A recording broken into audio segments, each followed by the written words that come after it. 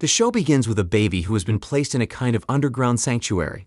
We don't know why the baby is kept there, but what we know is a robot is being given a task to take care of the baby as her mother. The robot takes care of her, teaches her everything about Earth, and finally gives her a name called Eva. When Eva starts to walk, the robot realizes that the little child needs a playmate and gives her a doll which she calls Miko. When Eva clocks 6, she gets tired of playing with dolls and wants to play with real friends, but the robot tells her she can find friends on the surface, but now is not the time for that. On her 7th birthday, Robot gifts her with an Omnipod device that obeys her every instructions and gives her answers to all questions. Eva commands it to open the door to the sanctuary so she can play with real friends, but the device tells her she can only be able to leave the sanctuary if she passes her final test. Robot takes Eva to meet a hologram who calls himself Cadmus, who is here to explain why she can't go to Earth now. Cadmus reveals to be the one who helped create the underground sanctuary she's living in right now. He explains that it wasn't safe for people to leave on the surface anymore. The Earth was very sick and it needed time to get better without the humans. So lots of kids like her were being raised on an underground sanctuary to keep them safe and train them to face what is to come on Earth. Eva is trained on how to climb walls, how to plant, how to cook, calculations, and so on. Few years later, when Eva turns 16, Robot tells her the time has come for her to take the test which determines if she's ready to go to the surface or not. Eva is nervous, but something that has never happened before occurs. She hears a strange noise from a restricted passageway and decides to know what's in there. She breaches the door security, and when she wanders around this passageway, she finds a write-up telling Eva to find her. She finds a tight hole that leads to the surface, but is disappointed she can't pass through. But her sadness turns to joy when she sees a creature close by. She shouts so the creature can help her out of the sanctuary, but things didn't go as she expected as the creature shoots a gun at her. Eva runs away back inside the sanctuary and fears the creature chases her. Robot, seeing this, activates security protocols, but lasers and bullets cannot kill this creature. With no other choice, Robot decides to open the door to the surface for Eva to escape, while she decides to stay behind to hold off the creature. Eva, who is now finally on the surface, runs inside the forest but falls unconscious. When she wakes up in the morning, Eva discovers that she is in a world unlike anything she expected. It is nothing like the holographic simulation she had been brought up on, as she encounters many dangerous and alien species of plants and animals that even her Omnipod device fails to identify. While looking for food, she sees a person and runs to him. She gets trapped by a gigantic plant, but she gets saved by the person she was running after, who turns out not to be a human, but an alien. She is scared at first, but as the alien removes the plant trap on her leg and drinks its water, she realizes it means no harm to her. The alien name is revealed to be Rovender. Eva tries to communicate with him, asking if it has seen any human like her, but as soon as the alien finishes drinking, it goes away, ignoring her every question. While she begs Rovender to at least talk to her, Rovender closes her mouth, sensing the presence of Bastille, the hunter beast. The beast captures them with his gun and hangs them upside down on a tree. Eva figures out a way to free herself, and to her surprise, she sees her robot mother at the beast camp. She also sees a captured large behemoth in the camp called Otto, who doesn't talk but speaks to Eva through her mind. He promises to be friendly to her if she frees him. Eva frees Otto, and it decides to serve as distraction as the beast chases it into the forest, which gives Eva the chance to free Rovender as well. Eva carries her unconscious robot mother in her arm, looking for a way to escape, but the beast confronts them. Otto quickly places them all on his back while being chased by the beast. Unfortunately, they got to a dead end with no way to escape, but Otto decided to jump down the cliff to dodge a shot from the beast gun. To Eva's surprise, Otto can actually fly, but Otto tells her he isn't flying but just gliding. He takes them far away from the beast, and she happily thanks him for his help, but all problems is not solved, as her robot mother is still unconscious. She tries to search Rovender's bag to find something that can get her mother's bod reconnected, but Rovender stops her. Instead, he gives her a gum. When Eva puts the gum in her mouth, she begins to understand Rovender language. He gave it to her only to tell her to be quiet as she talks too much. Her robot mother wakes up but suddenly attacks Rovender, seeing him as a threat, but Eva explains to her everything. Eva finds a patch on Rovender clothing which she believes belongs to the humans. Rovender tells her he found it in a shop in a town called Lacus. She makes a deal with him, which is to give him her Omnipod device, which he can sell, in exchange for leading them all to Lacus. As they begin their journey to Lacus, Eva hears a cry for help somewhere in the forest and traces the sound.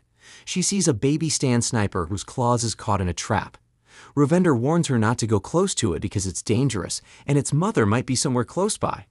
Eva doesn't mind taking the risk to save its life, but when she tries to do so, the hunter beast shows up, forcing them all to go into hiding. The beast captures the baby sniper, and upon not seeing anyone else around, it flies away. They finally arrived at Lacus, the most beautiful place Eva has seen so far on this planet.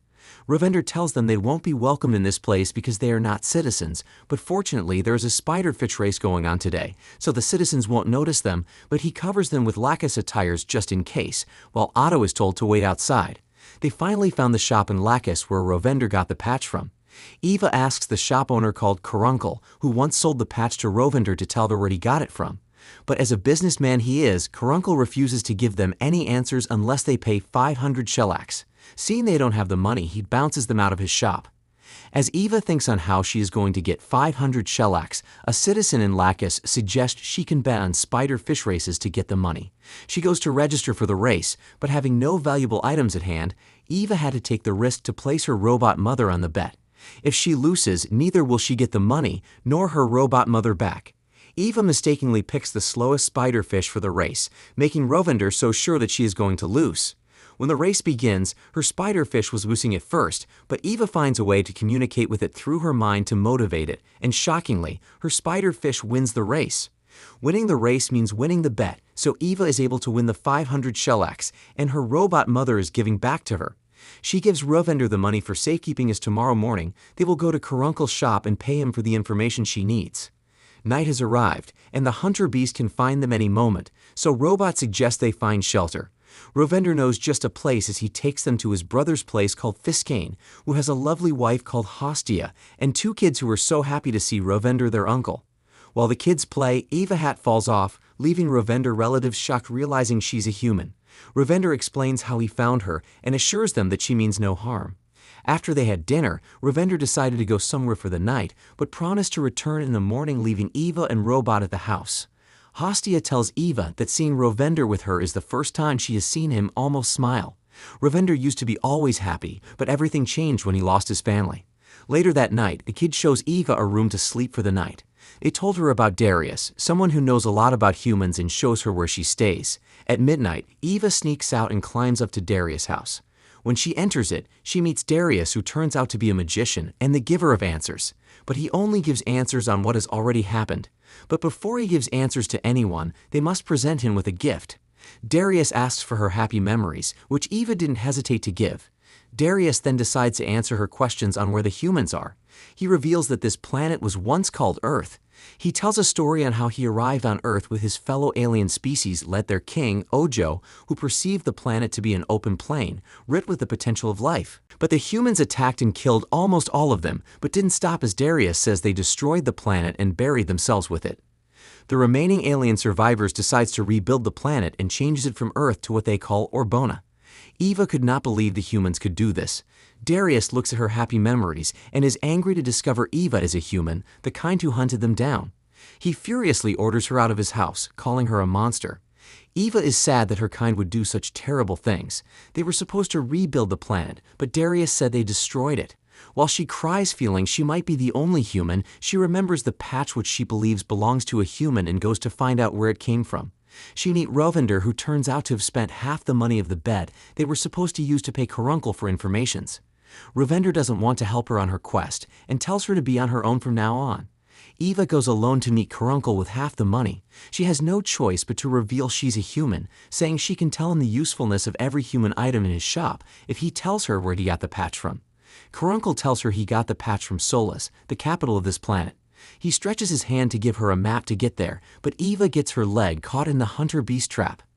Zin, an advisor to the queen, will offer a good price to anyone who catches the human he heard off. That's why Caruncle captured her with his trap to hand her over to Zin.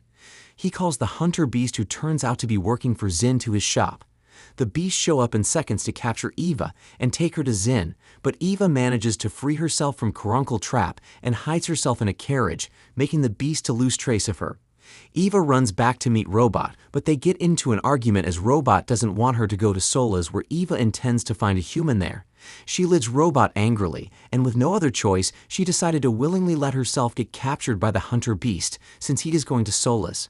Ravender feels guilty after seeing the captured Eva on the hunter beast flying machine. The hunter beast takes Eva inside the palace of Solas and delivers her to Zin, the advisor to the queen. Zin calls for the presence of Queen Ojo, who is not comfortable to see her as the aliens believe humans have the ability to melt brains. She orders her guards, some gigantic beings, to lock her up, while Zin is ordered by Loroc to do an experiment on her. Eva escapes from the guards and runs away. She meets Queen Ojo, who is about to call the guards, but Eva threatens to melt her brain if she does, although in her mind, it's not something she can actually do. After a little conversation, Queen Ojo learned that Eva is not actually bad as what she was told humans are, and they become friends. The queen takes Eva to a place in the palace where her dad, the former king, stored different ancient human artifacts. Her father loved all the things humans made, that's why he stored them here. Queen Ojo explained to Eva that she has no power in the palace. After the king died, the powers was placed in the hands of this alien called loroc until the queen finishes her education. Queen Ojo, who sees Eva as her first and only friend, decided to assist her in finding other humans. She takes Eva to a place where she stored one of the most greatest human artifact, a car, which she calls the goldfish. She tells Eva to take the car and use it to find her people, but Zin and Loroc shows up. Loroc orders the guards to capture her even when the queen begs to let Eva be, calling her a friend. Loroc tells Zin, who is not just the palace advisor but also a scientist, to make experiment on her because he wants to find out how a fragile, weak creature like the humans were capable of dominating Earth. Eva manages to distract Zin and escapes from his laboratory. The guards chases her, but the queen shows up with a goldfish to rescue her. Upon learning from Eva to conquer her fears, the queen decided to go challenge Loroc to take back her throne. She tells Loroc to hand over her scepter, the symbol of authority, and step down from her throne. The guards, seeing the childish queen now standing up to Loroc, decided to support the queen on her rights. Loroc, with no other choice, hands over the scepter. The queen gives Eva the location of the ruined human civilization beyond a dangerous desert, and Eva decided to go there believing she can find a human there. She says goodbye to Queen Ojo and begins her journey. On her way, she reunites with Robot and Otto, who couldn't leave her all by herself. They decided to follow her to the location to the other humans. They see Rovender on the road, who decided to join them on the journey, and Eva is so excited as she sees the human city from afar. A narrow bridge is what leads to the city, but crossing it is really dangerous because there is a lake of sulfuric acid beneath it. The other option they have, to lead them inside the city, will take them 5 days, so they have no choice but to take the risk. Just as they got to the middle of the bridge, they find out the other parts of the bridge is damaged, and according to Robot, they have no chance of survival if they cross.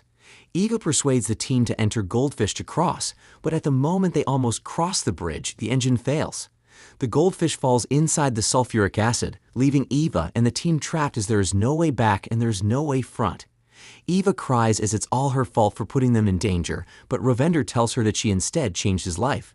He was depressed when he lost his family, but meeting Eva changed everything.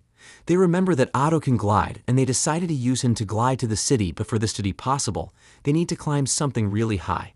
The risk they are about to take is way too much, but greater things in life comes with risk. They struggled to climb to a very high metal in the bridge, and fortunately, they managed to make it. Now, as for the final step, they all climb on Otto's back, who glides them into the city. Eva is so excited as she runs into the city looking for humans, but what she sees next breaks her heart. All she saw in the city is graveyards and decayed corpses. Eva cries as she realizes that she is the last human on Earth. Out of nowhere, the hunter beast suddenly shows up and attacks Eva, but Otto, Robot, and Rovender defends her. While they fight the beast, they tell Eva to run and try and survive since she's the last human. The beast defeats and traps them and goes after Eva again. While Eva hides, we find out it was Loroc who sent the beast to kill her. The beast catches her, but Eva manages to stab it in his arm and takes his weapon, which she used to release a force that sent him flying like a piece of shit. This beast refuses to die and tries to shoot her, but Robot shows up and uses her body as shield to save Eva. That sand sniper baby that Eva tries to save back at the forest shows up to her rescue, but it didn't come alone. It brought his whole family to fight the beast, and as well brought its mother, who finishes it up in seconds. Eva cries as Robot says her last words and dies. An airship lands in front of them and a human called Cadmus comes out, saying he is here to take Eva to her homeland. That was how the show ended. If you love animation movies, please subscribe to this channel and keep watching. Bye.